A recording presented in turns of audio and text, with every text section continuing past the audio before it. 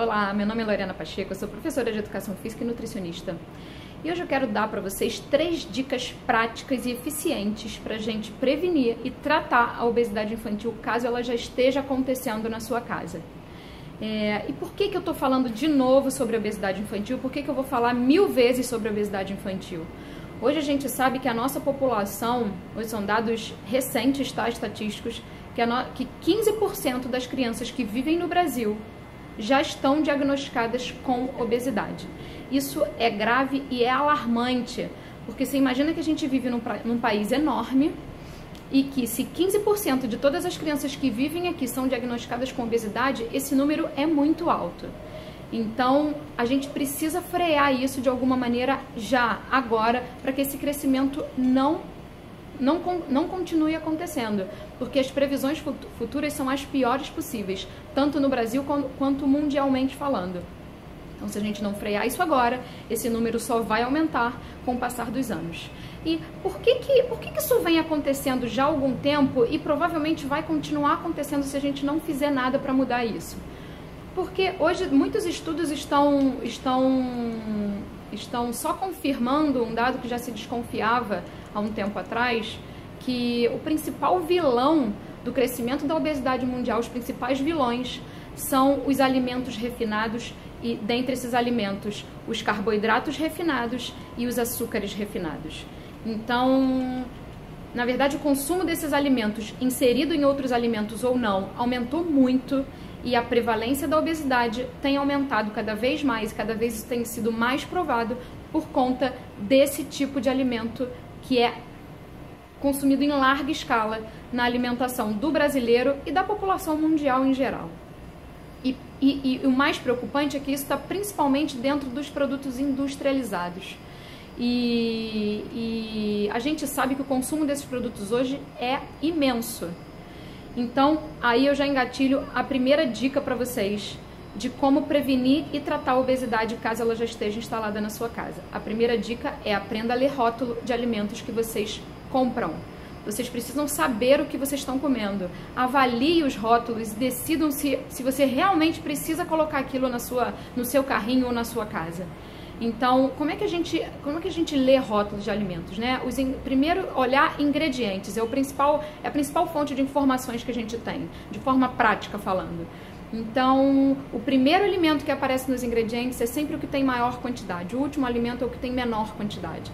Então, se você tem lá como primeiro alimento a farinha de trigo refinada, o açúcar ou algum desses componentes, pelo menos até o terceiro ali ingrediente, é sinal que ele está em grande quantidade dentro desse determinado alimento. Uma outra questão que tem que ser avaliada são, claro, os outros ingredientes que ele possui, se são ingredientes naturais, se não tem gordura vegetal, se não tem aromatizantes artificiais, corantes artificiais, espessantes, enfim.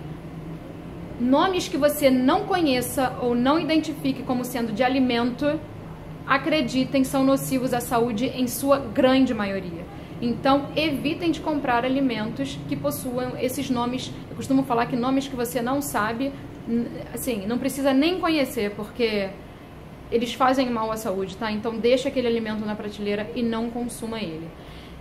Então, aprenda, por favor, a ler rótulo e identifique-os e avalie a real necessidade deles estarem entrando na sua casa.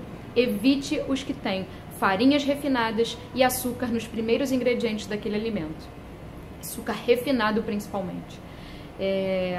Então, segunda dica, não leve esses alimentos para casa de vocês, gente. Biscoitos ricos em farinha de trigo e açúcares, massas, pães que são muito ricos e que fazem parte do consumo desses carboidratos refinados que eu falei, né? Então, não leve produtos industrializados para sua casa, leve na menor quantidade possível, sempre avaliando muito bem o rótulo. Porque se o seu filho tem esse tipo de alimento na casa dele e ele está acostumado a comê-los, ele vai dar preferência a eles. Não tem jeito, você pode ter tudo de mais saudável na sua casa, mas se você tem os industrializados que ele está acostumado a fazer, que são extremamente nocivos à saúde, ele vai continuar consumindo. Então não precisa ter em casa, gente. Ele vai ter acesso a isso na rua, numa festa ou num evento, alimento, enfim, ele vai ter acesso a isso, deixa para ter acesso a isso na rua, se precisar ter, porque se ele acostumar a não comer, ele não vai nem querer comer aquele tipo de alimento. Então, não leve para casa esse tipo de alimento, ok?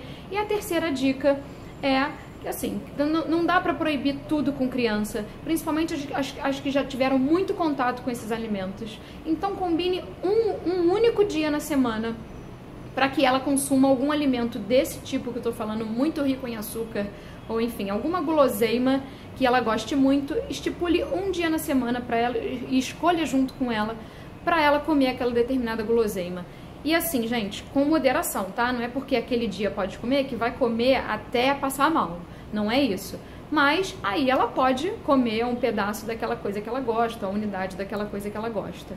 Então, essas são as 3 dicas que contribuem muito para a gente prevenir a obesidade e tratar as crianças que já estão obesas.